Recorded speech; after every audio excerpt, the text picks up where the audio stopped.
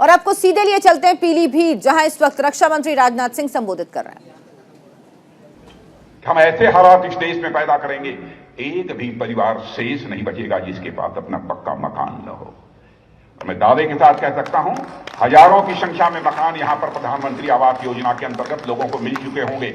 ना मिले हो तो ताली मत बजाइएगा, मिला हो तो ताली बजाइएगा।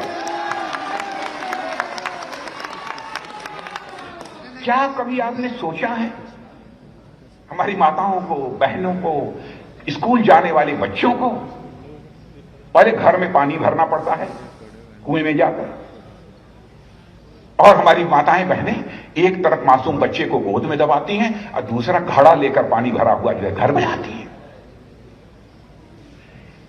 क्या किसी का दिल फटा नहीं? हमारे प्रधानमंत्री ने कहा था हम ऐसे हालात पैदा करेंगे, हर घर में नल होगा और उस नल में जल होगा। और मैं दावे के साथ कहता हूं कि यह पीलीभीत में कुछ घरों में पहुंच गया होगा, वो सब में पहुंच गया। इतनी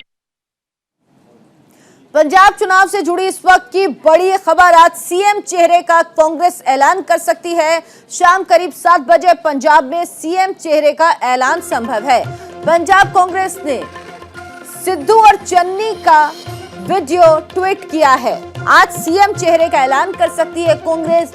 चन्नी होंगे कांग्रेस के सीएम उम्मीदवार या फिर सिद्धू को मौका मिलेगा, जो कई बार खुद ही घोषणा कर चुके हैं कि वो सीएम उम्मीदवार होंगे।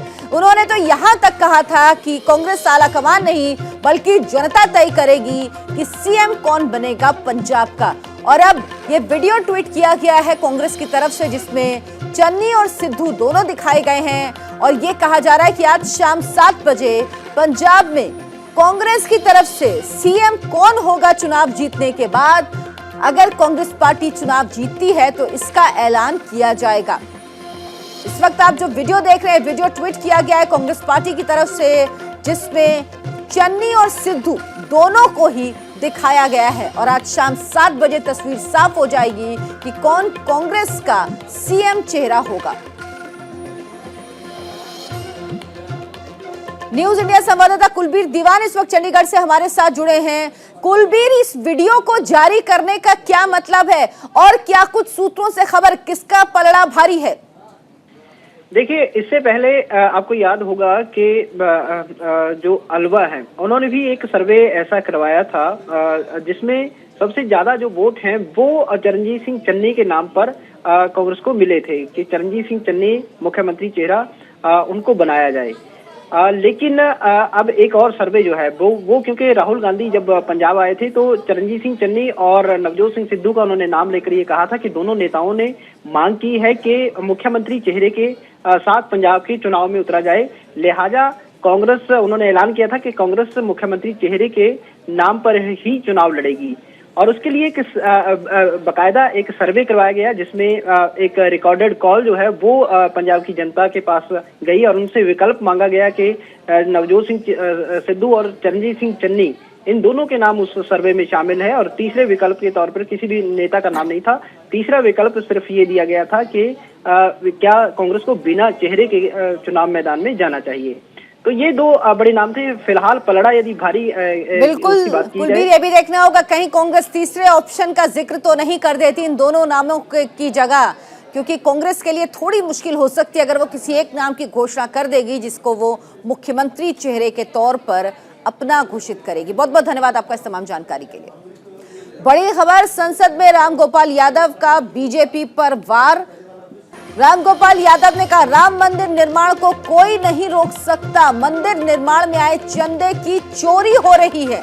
तो रामगोपाल यादव ने संसद में गंभीर आरोप लगाया। उन्होंने कहा मंदिर के निर्माण को कोई नहीं रोक सकता, लेकिन जो चंदा है राम मंदिर के लिए उसमें चोरी हो रही है। अखिलेश सरकार में जल्द और भव्य राम मंदिर बनेगा।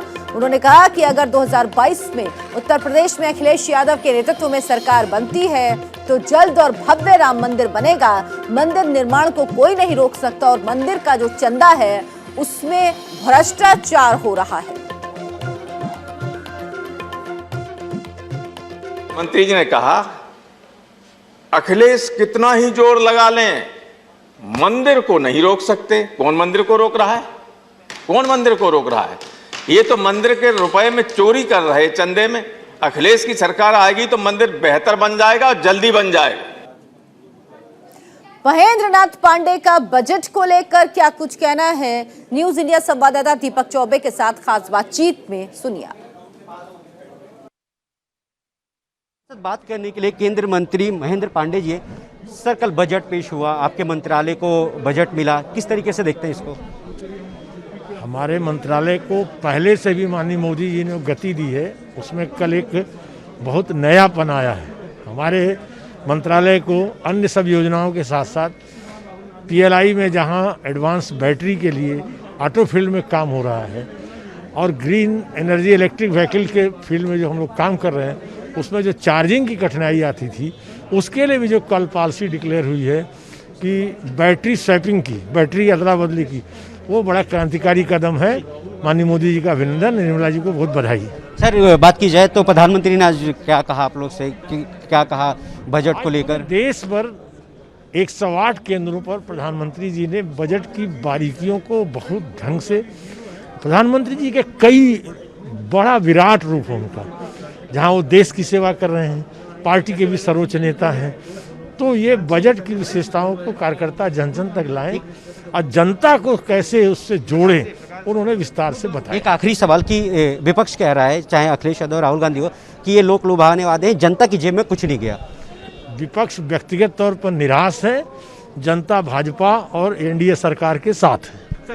तो जनता भाजपा और एनडीए के साथ है। अब देखने वाला ये बात होगी कि आखिर इस बजट के बाद लोगों की जो उम्मीदें जगी हैं वो कितना कामयाब होती हैं। कैमरामैन राम नरेश के साथ दीपक चौबे, न्यूज इंडिया, दिल्ली।